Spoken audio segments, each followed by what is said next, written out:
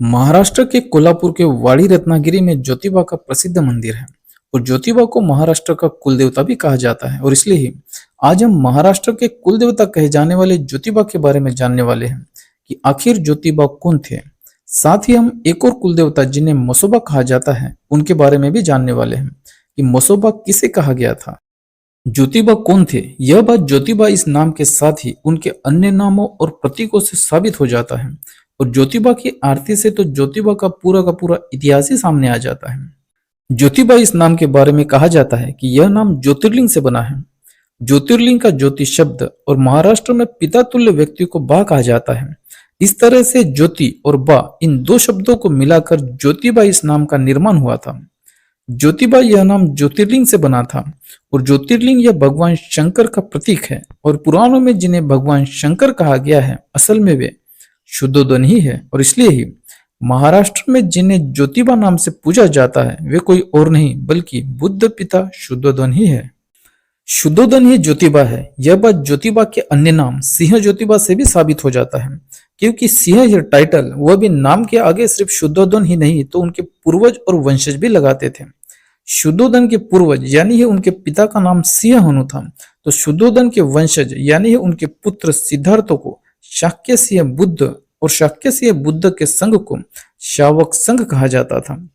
नाम के आगे सिंह शुद्धोदन उनके पूर्वज और उनके वंशज ही लगाते थे और इसलिए ही महाराष्ट्र में जिन्हें सिंह ज्योतिबा कहा जाता है असल में वे शुद्धोदन ही है। शुद्धोदन यानी ही ज्योतिबा की मूर्ति के साथ कई जगहों पर सिंह तो कहीं कहीं पर कुत्ता भी दर्शाया जाता है, जिसका ऐतिहासिक कारण यह है कि सिंह यह शुद्धोदन के बड़े पुत्र सिद्धार्थ बुद्ध का प्रतीक है, तो कुत्ता यह शुद्धोदन के छोटे पुत्र नंद यानी ही खंडोबा का प्रतीक ही है। शुद्धोदन, बुद्ध और नंद इन तीनों पिता पुत्रों को कहीं पर प्रतीकों तो कहीं पर मूर्ति के रूप में भी एक साथ दिखाया गया है। और इसलिए ही ज्योतिबा पर्वत पर तीन मंदिर हैं, एक केदारेश्वर का, दूसरा रामलिंग का और तीसरा केदारलिंग का। जिसमें केदारेश्वर यह ज्योतिबा यानी ये शुद्धोदन है, तो रामलिंग यह बुद्ध ही है, क्योंकि दशरथ जातक कथा में बुद्ध को ही राम कहा गया है।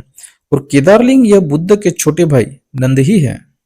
केदार का अर्थ क्षेत्र होता है और क्योंकि शुद्धोदन यह क्षेत्र के स्वामी यानी ही राजा थे और नंद यह क्षेत्र के रक्षक यानी क्षेत्रपाल थे, इसलिए ही शुद्धोदन को केदारेश्वर और नंद उनके पुत्र होने के कारण उन्हें केदारलिंग कहा गया था।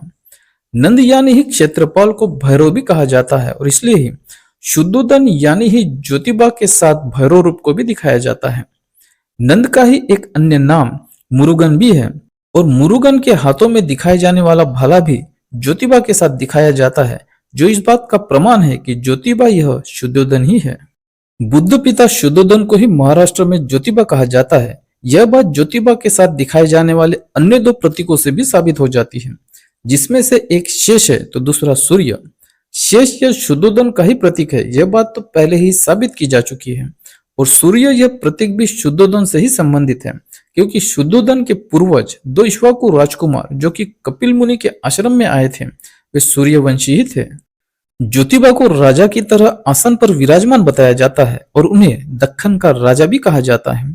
और शुद्धोदन भी कपिलवस्तु के राजा ही थे। कपिलवस्तु के राजा शुद्धोदन का होना ही प्रतीकात्मक तौर पर दक्खन के राजा ज्योतिबा का होना बताया गया है। और यह बात ज्योतिबा की आरती से भी साबित हो जाती है। ज्योतिबा की आरती में कहा गया है कि भागीरथी मूल शीतर हिमाचल वासी। इस लाइन में भागीरथी यह देवी गंगा को कहा गया है और देवी गंगा को भागीरथी यह नाम इक्ष्वाकु वंशीय राजा भागीरथ के कारण प्राप्त हुआ था, क्योंकि इक्ष्वाकु वंशीय राजा भागीरथ ने अपने पूर्वजों को कपिल मुनि के श्राप से मुक्त कराने के लिए कठिन तपस्या करके गंगा को धरती पर लाया था, ऐसा कहा गया है। इस पौराणिक मान्यता में देवी गंगा या भागीरथी यह महामाया है, इक्ष्वाकु वंशीय भागीरथ यह शुद्धोदन है, तो कपिल मुनि यह कपिल वस्तु के मुनि कपिल गौतम ही है। और क्योंकि महामाया यह लुम्बिनी नेपाल जो कि हिमालय पठार का क्षेत्र है और शुद्धोदन यह नेपाल को लगे हुए क्षेत्र कपिल वस्तु से ही थे, इसलिए ही ज्योतिबा की आरती में भागीरथी मूल शीतर हिमाचल वासी यानी ही महामाया और शुद्धोदन यह हिमाचल के वासी है, ऐसा कहा गया है। उसके बाद जो ज्योतिबा आरती में कहा गया है कि तो हा हिम केदार करवीरा पाशी, यानी ही यही वह हिमालय क्षेत्र के स्वामी केदार है जो कि करवीर यानी ही कोल्हापुर आए हैं। ज्योतिबा की आरती में उसके बाद कहा गया है, रत्नागिरीवर शोभे कैवल्य राशि।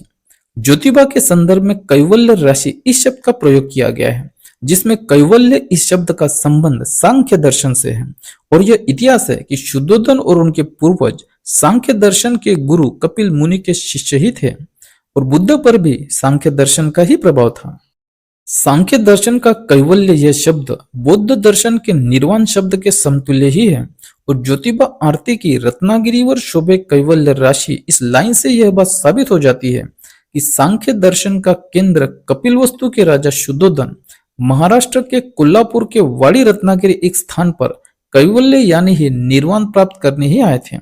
बिल्कुल वैसे ही जैसे चंद्रगुप्त मौर्य निर्वाण प्राप्त करने दक्षिण भारत आए थे और उनकी मृत्यु भी दक्षिण भारत के कर्नाटका में ही हुई थी। ज्योतिबा की आरती में उसके बाद जो कहा गया है कि उत्तरेचा देव दक्षिणी आला, दक्षिण केदार नामे पावला, इस लाइन से भी यह बात साबित हो जाती है कि उत्तरेचा देव यानी ही कपिलवस्तु के राजा शुद्धोधन दक्षिणी आला यानी ही महाराष्ट्र आए थे।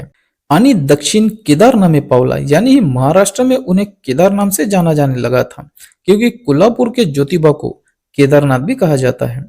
ज्योतिबा की आरती से यह बात बिल्कुल स्पष्ट हो जाती है कि ज्योतिबा यह महाराष्ट्र के मूलवासी नहीं थे, बल्कि उत्तर यानी ही कपिलवस्तु से ही महाराष्ट्र में आए थे। और इसलिए ही महाराष्ट्र में जिन्हें ज्योतिबा कहा जाता है, असल में वे बुद्ध पिता शुद्धोधन ही है। कोल्हापुर के वाड़ी रत्नागिरी के ज्योतिबा पर्वत पर चैत्र महीने की पूर्णिमा को हर साल भव्य यात्रा का आयोजन किया जाता है। और इस यात्रा के संदर्भ में मराठी में कहा गया है की यमाई देवी अर्थात माता रेणुका आणि देवांच्या शिकेकटारीत वास असलेल्या क्रोधांश रूपी ऋषी जमदग्नीचा विवाह सोहळा पार पडला। हा विवाह चैत्र यात्रेचा सोहळा म्हणून जगभरात प्रसिद्ध आहे। इसमें यमाई का रूप रेणुका बताया गया है और देवांचा यानी ही केदारनाथ का रूप क्रोधांश रूपी जमदग्नि बताया गया है। यमाई को मूल माया यमाई भी कहा जाता है, जो कि इस बात का सबूत है कि यमाई महामाया को ही कहा जाता है। और जिन्हें क्रोधांश रूपी जमदग्नि कहा गया है, असल में वे केदारनाथ या ज्योतिबा यानी ही शुद्धोधन का क्रोधी रूप ही है, बिल्कुल वैसे ही जैसे कि नंद यानी ही खंडोबा का क्रोधी रूप भैरव है। और इसलिए ही कोल्हापुर के वाड़ी रत्नागिरी की चैत्र माह की पूर्णिमा की यात्रा यह असल में शुद्धोधन और महामाया का विवाह होने की खुशी में मनाया जाने वाला उत्सव ही है। बिल्कुल वैसे ही जैसे भाद्रपद माह की अष्टमी को मनाए जाने वाला गौरी पूजन उत्सव शुद्धोधन और प्रजापति का विवाह होने की खुशी में मनाए जाने वाला उत्सव ही है।